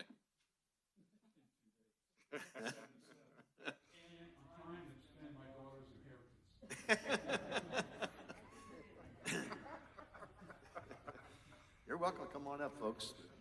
I am going to start a clock here. So we usually do it for 3 minutes. So Mr. Malillo, I know he went a little longer, so he's older. Go ahead. Hi, my name is Rob Gaskins. I live at 5227 D'Alva Drive. I agree with most of what the gentleman before me said, except for the single access right there in Patterson. That's going to be a nightmare also. That's very close to the traffic light. Directly across from that is Dollar General's parking lot entrance and exit. It's already hectic as it is. They've already had 3 years to build residential on there. They haven't. There's a reason they haven't. If they want another 3 years to let that property sit there and try to build residential on it, I don't think that's going to happen. The gentleman earlier said they did a random Monday, that peak time for 38 hours in December. That's kind of a joke. 38 people on a random Monday in December is nothing compared to what it would be when kids were out of school or better weather. We even had a pretty rough weather that day, if I remember correctly. The drive-through coming out of Dorshire is a terrible idea. It's already very difficult to make a left or a right turn out of there a lot of times. The gas station provides everything that the drive-through would provide. I don't see it doing any good for the community. What's it going to do? 4 jobs maybe? 4 people going to be employed at that drive-through? How do they pay? 4 to 6, how do they pay? Better than minimum wage. They make $10 an hour, right? $12 an hour. That's a joke too. What's that going to do for the community? We've got plenty of places to sell snacks. We have plenty of places to sell energy drinks. He mentioned earlier, somebody driving by that way would just zip on through the drive-through. You're already in a vehicle. Go to the one on Nillis, go to the one on Sims. We don't need the extra traffic there. That residential is not gonna happen. It's just gonna sit there. All they want is a drive-through, and that's all that's gonna happen on that piece of land if you allow it. And if that is allowed, hopefully nobody up here votes for it that wants to be reelected. All right. Anybody else like to say something? All right. Remind you, put on the schedule, Aaron, the meeting schedule. It'd be good for you folks to write down those dates. She can pop them back on the screen. There you go. Those are the dates right there you guys need to know about. So shoot a picture of that or whatever.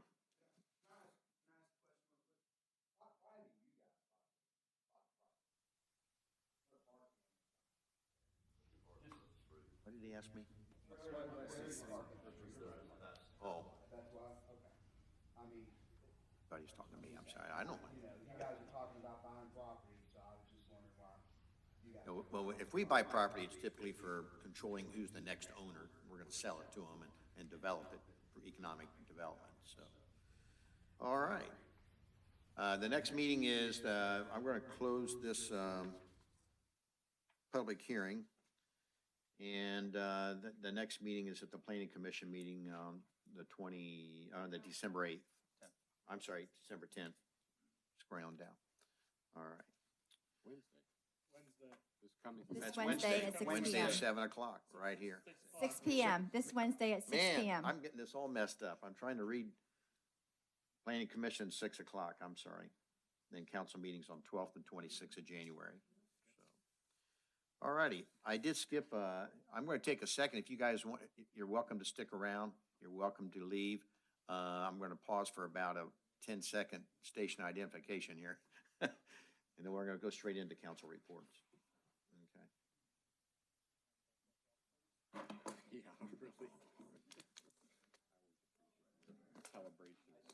Don't ever think that I always take this stuff serious. I always forget. It's like, what the hell? No, I appreciate that very much.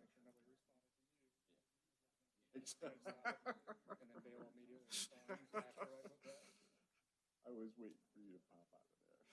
All right, let's move right on so we can go ahead and get out of here, folks. Council reports. Madam Gwen, council report. I have no report, but I do want to talk about something we've had some emails with back and forth. I personally would love to see some legislation on some golf carts here in the city. We've had some discussion about golf carts. I know the law director had printed out or sent us all kind of what needed to happen with it. And there was a little bit of discussion. I think that we needed to bring that to a public setting and have that here at an actual meeting and discuss that. My opinion is that I think that allowing golf carts within the city is a good idea, and I think that it's something that we need to have here in the city, and I kind of want to open that up to discussion so that we can possibly get some legislation on that. Just want to start out with that, and I know Tim, my arch nemesis, wants to say that he doesn't like them, so. No, I appreciate that, Councilman. I'm completely opposed to it for a couple reasons. Because I've read the details and so forth of it, and I know it would be for streets that have, 35 miles? 25, well, it's whatever you said. A lot of cities are 25. The state law falls at 35, you can restrict it to tighter to 25. Sure. I mean, listen, the way I kind of look at this, I've seen this summer at least 2 to 3 times. Folks with golf carts, they have license plates on them, holding a baby. There's no car seats. There's no regulation on this whatsoever.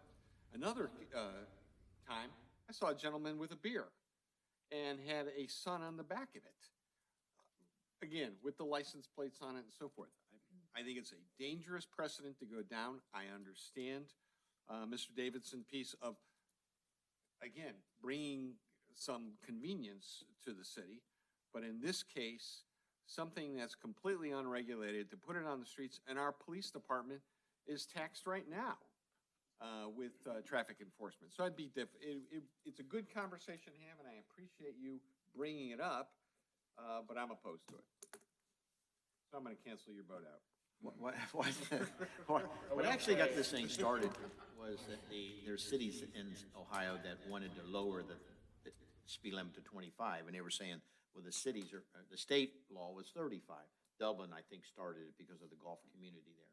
So then they went to legislature says, hey, we want to go ahead and let the legislature, they said, hey, let the cities decide, which we always want home rule. We push for home rule all the time.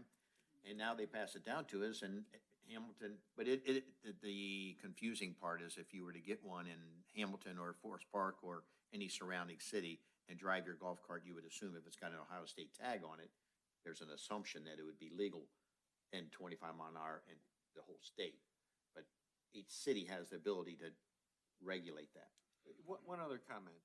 If council wants to take this on and continue down the path of legislation and really vet it out, I would encourage the city manager to then develop what the cost of this program is going to be to the city through public safety and so forth. What is that total cost to the taxpayer going to be to launching this legislation?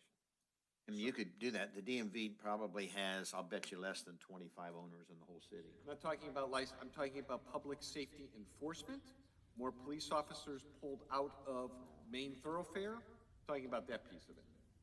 What would that take? How much overtime would it take? I would love to see that from a taxpayer standpoint. All right, Mr. Kraft, council report or discussion?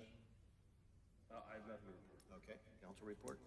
Well, I'd kind of like to add to the golf, and I'm behind Tim, and I think it's a safety thing, safety issue, and with children that are required to be in a child's seat and helmets and airbags, and I mean, there's so many safety issues that somebody could really get hurt. And like one of the gentlemen said out here, and people are in a hurry. When I go the speed limit or a little bit over the speed limit, they're flying by me. So they're flying by me, well, there's going to be a head-on collision. So, I mean, there's just too many, just echoing what Tim said, and safety issues. It's just too scary to even consider it. I think that they are great in an area that's an HOA, and they have a lot of condos, and they have, they can get around. But to put them out on the street, I just think there's too many safety issues there. So, and then if I want to change my hat a minute. Okay. And go to Public Works. Public Works was not able to pick up leaves last week because of the snow. So we will have all 4 of our leaf trucks out this week as much as the weather permits. And then the crews will continue to work their way across the city and will do at least one more full round before this week. So, we're still trying to catch up. Did you want to add anything to that, Ben? We're just trying to catch up after the snow. A good reminder is to Okay. don't put those leaves in the street. Put them up in your yard. They'll come by and pick them out of the yard. Do not put them in the gutter. Right. Repeat, out there in the homeland, don't put them in your gutter. So that's all I have. Thank you, Mayor. Thank you. Mr. Mayor, may I step in since it's Mr. Paulus's turn? He had contacted me specifically on Friday and asked me that if the topic of golf carts did come up at this meeting, that he asked me to vehemently report that he was very much opposed to them. And the only reason he made me commit to the fact that I would report that, and it was basically the traffic and or the safety concerns and his concerns that although you can't regulate the ability to get individuals and residents to comply with the requirements, he felt was not an achievable goal. Point of information on that, Mr. Mayor, if I Yes. may, just because he brought that up, that Councilman Paulus was adamant that something gets brought up and that he talks about it. Even though he's not here, I wasn't gonna say anything because he's not here, but I'm very discouraged by his email in response to the fact that a email was sent saying, let's not discuss this, and without being in an open public meeting, and he still proceeded to reply all to that email. I'm very discouraged by that as a council member, so that's my point of information on that one. Councilman Bezel? So, regarding the golf carts, I am still receptive and open-minded to hear, some other options, say, within certain HOAs or something like that to drive the golf carts out on the main roads. I can't think of a scenario right now where I would be in favor of something like that because of safety issues. We don't have bike paths on our streets. I just think it's a very dangerous proposition to have someone tooling down Reeser Road or Pleasant Avenue or something in a golf cart. But like in a community like a Wildwood or a Today Homes, I think that's a whole different situation, and I don't have the answers to that, but I'm receptive to hearing more of what you guys think on that. Regarding parks, I have no report. Merry Christmas. All righty. Yeah, where my second home is in Florida, the entire state of Florida approves it, but you have to have all these strings. We have seat belts on the belt.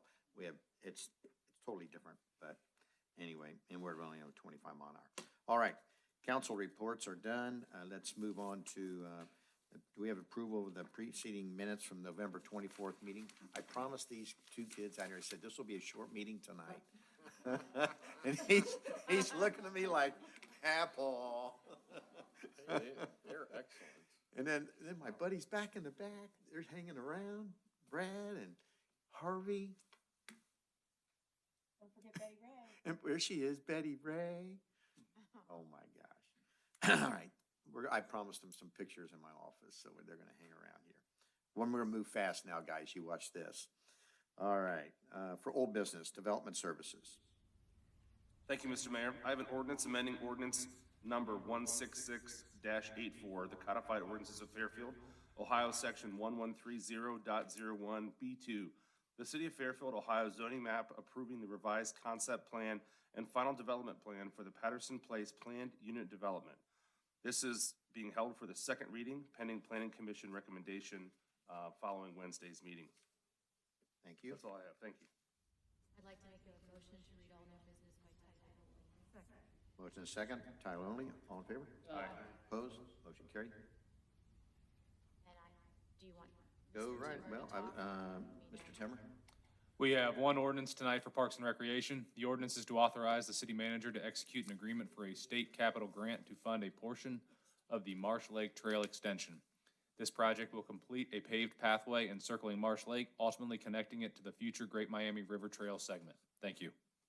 All right, Councilmember Bezel. I have an ordinance to authorize the city manager to execute an agreement for a state capital grant to fund a portion of the Marsh Lake Trail extension and declaring an emergency. I'd like to make a motion to suspend the second and third readings, please. Motion is second for rule suspension. All in favor? Aye. Opposed? Motion carried. And move to adopt. Second. Motion is second for adoption. Comments from audience? Comments from council? All in favor? Aye. Opposed? Motion carried. Thank you. Public safety, Mr. Timmer. We have one ordinance tonight for public safety. The ordinance is to adopt new sections and amend various other sections of the traffic and general offenses codes. This is a routine yet crucial update to conform the city's codes to recent amendments in the Ohio state law. Thank you. All right, for public safety, Councilmember Paulus, Mr. Kraft. Thank you, Mr. Mayor. I have an ordinance to adopt new sections and amend various other sections of the traffic and general offenses codes of ordinance number 166-84, the codified ordinances of Fairfield, Ohio. I'd like to make a motion to suspend second and third readings, please. Second. Motion second for rule suspension. All in favor? Aye. Opposed? Motion carried. And motion for adoption. Second. Motion second for adoption. Comments from audience? Comments from council? All in favor? Aye. Opposed? Motion carried. Thank you, sir. All right, public utilities, Mr. Timmer. We have one ordinance tonight for public utilities. The ordinance is to authorize the city manager to execute a real estate exchange agreement with the city of Hamilton. This exchange is desired by both cities for future development purposes and efficient utility operation. Thank you.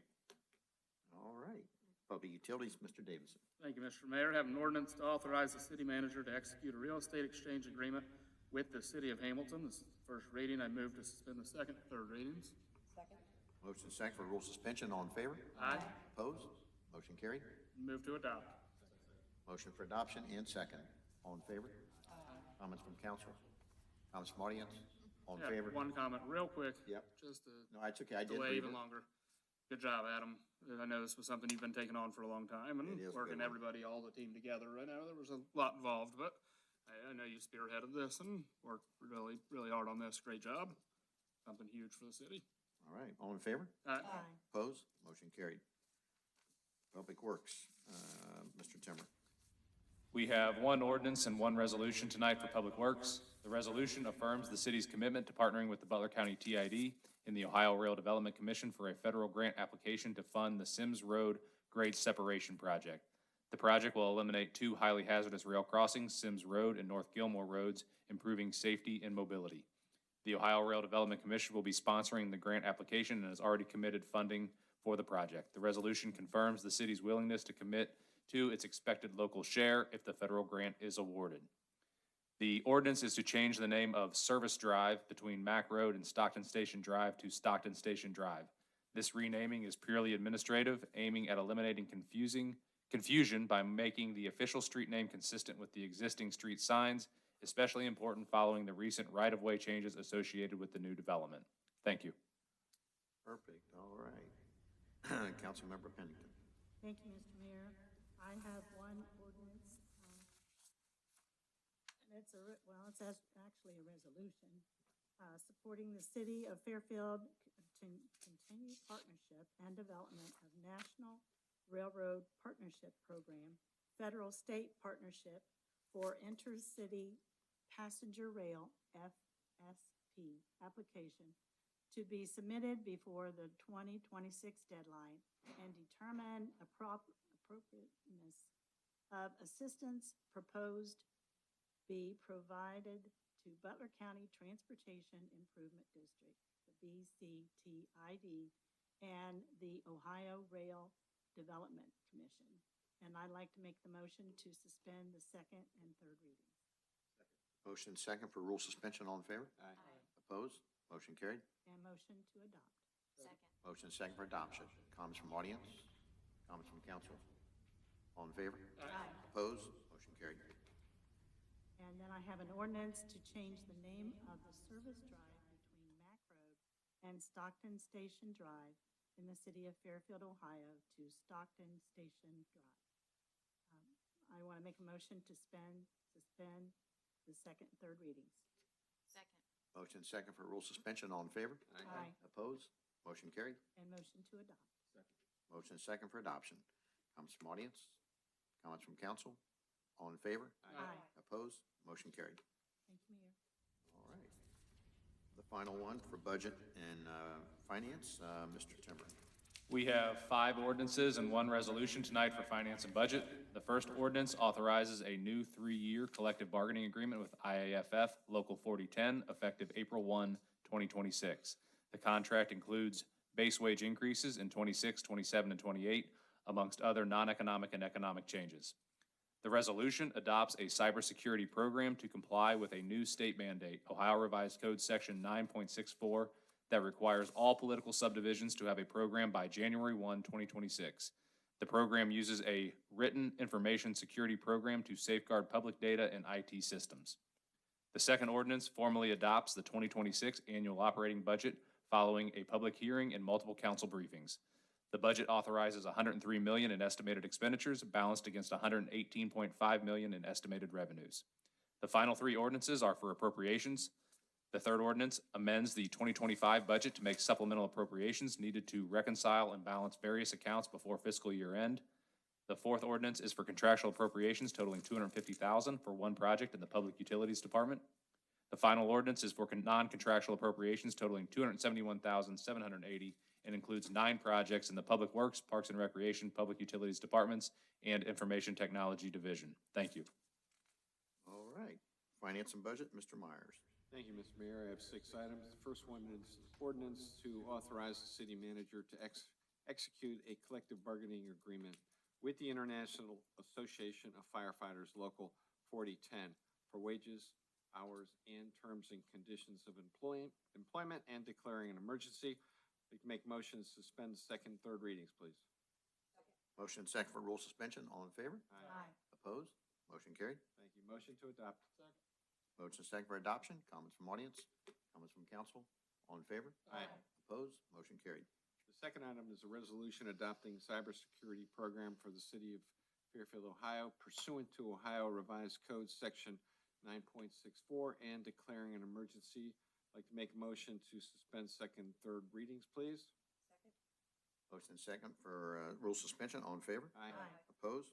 Motion carried. Thank you. Motion to adopt. Motion and second for adoption. Comments from audience? Comments from council? I have one comment to the city manager. If there's, if I read this right, Scott, if there's ever a situation where ransomware comes into this, city council is inserted into that decision, correct? Correct. Okay, thank you. Good question. All in favor? Aye. Opposed? Motion carried.